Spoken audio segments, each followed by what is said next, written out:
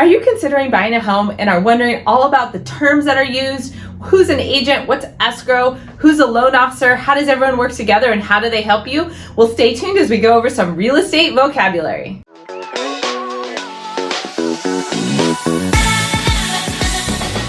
Hi, I'm Teresa Wellman with HomeownerExperience.com, your local San Jose, California realtor. I help home buyers and sellers experience a difference while they strategically plan for their next move. So today we're talking about home buyer terms and real estate 101 vocabulary. So there's several different areas and several different people you're going to work with through the home buying process. So there's three main parties that I'm going to cover: your agent, your loan officer, and escrow or title. And then we're going to talk about the terms that go under each so that you understand a little bit more. Okay, so let's first start with your agent. There's a buyer's agent, a selling agent, and a listing agent. Who is who? Well, let's first start out. As a buyer, you're going to be working with the buyer's agent. But technically, your buyer's agent is also called a selling agent because they are selling the property. I know that's a little confusing semantics, so I don't use that. We always refer to the listing agent or the person representing the seller as the listing agent. So just say buyer's agent and listing agent and you won't get confused. If it says selling agent, please clarify because that sometimes can be very confusing. So let's talk about the second person you're going to be working with, and that is a lender or loan officer. Now they are also a really critical part of your team. So I recommend you watch my video on how to choose a lender. I'm going to link it up above because they are really important as well. So your lender is going to be your project manager for the financing. So they need to work really well with your agent and have great communication because all of this comes together in the home purchase contract, right? So you want them to work together as a team. So definitely listen to your buyer's agent referrals for lenders and loan officers. But choose a lender and loan officer that you're very comfortable working with, who you trust, because they also are going to be advising you on your home loan options and different pieces of information that you need to submit and how to submit it to best get your loan accepted. Now let's talk about some key vocabulary that is related to loans. The first is a mortgage application. Well, obviously that is something that you need to fill out to get a formal loan approval. Now there's a pre-approval and a pre-qualification. What's the difference? Well, I've got a video specifically on that. But on a really high level, a pre-qualification is basically the just verbal, quickly talking about numbers and what you can qualify for. A pre-approval is going through the formal application process, submitting all of your financial paperwork to the lender, and then having them review and say, yes, you can afford this amount of mortgage, okay? Now, what about a fixed rate mortgage and an adjustable rate mortgage or an ARM? So fixed rate mortgage basically means that your interest rate is fixed on your home loan for a set time, typically 30 years. Adjustable rate mortgage is an option to get you a lower interest rate to maybe help you afford some more home, but means it's only set for a shorter time and then adjustable after that, which is why it's called adjustable rate mortgage. So very common ones are a 5-1 or 5-year fixed, adjustable every 1 year after, or a 10-1.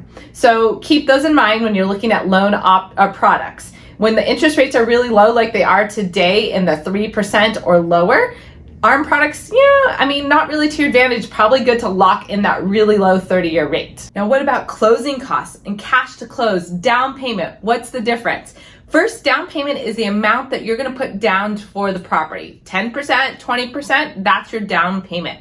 Closing costs are the down payment plus any loan fees and city transfer tax fees or anything like that. So cash to close is also sometimes called closing costs, or closing costs could be the cost above your down payment. So that's kind of changed or used interchangeably, so beware what you're talking about. So cash to close is the full amount of money you need to bring to close escrow, including your down payment.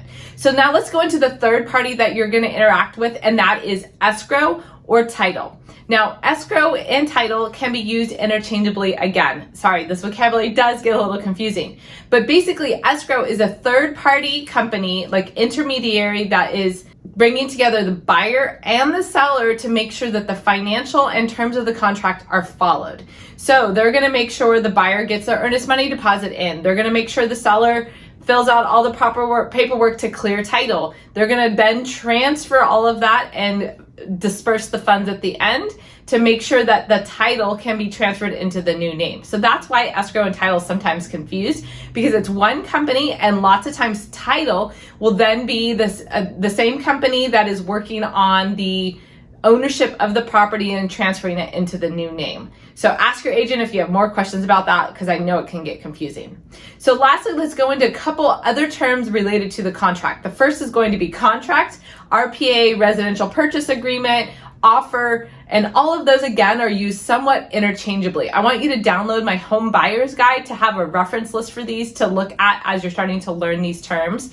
But basically, a buyer's agent is going to guide you through this residential purchase agreement, which is 10 pages in California, to come up with the proper offer for a seller. Right? So when you fill in the details of the residential purchase contract, obviously it becomes an offer for a property. Now let's talk about contingencies. What are contingencies? Basically, that is an investigation period where your earnest money deposit is not at risk, but it is an escrow, but you can back out during your investigation period, called a contingency period. There are 3 different contingencies in this contract in California. There is the loan contingency, the appraisal contingency, as well as the property investigation contingency. And then if it's in a homeowners association, you can also have a common interest development contingency to review the homeowners association documents. So all of those contingencies are really important, and you need to understand them, what's normal in the market, and how to prepare and minimize those timelines to make the best offer for the seller. I'll just tell you this, you can do homework ahead of time with your agent to minimize those contingencies and make your offer very attractive. And the last thing is inspections. There's home inspections, general property inspections, roof inspections, termite inspections. There's foundation inspections, and even more soil inspections. There's a lot of details. Again, from the very beginning, your buyer's agent is your reference and your project manager to help advise as to which inspections you might want or who you should hire for those inspections. So definitely I recommend in this area, sellers usually provide them ahead of time, but I recommend at least a home inspection, which is a general overview of the property, including the foundation, a roof inspection to look at the age and maintenance of the roof, as well as a termite inspection to look at any moisture damage or termite damage that needs to be addressed, or maybe maintenance items so that don't become a problem. So I hope you found this vocabulary and overview lesson really valuable. Again, please do download my home buyer's guide to get more information on this, or watch my What is a Contingency video, as well as how to choose your mortgage lender to get started. Thank you.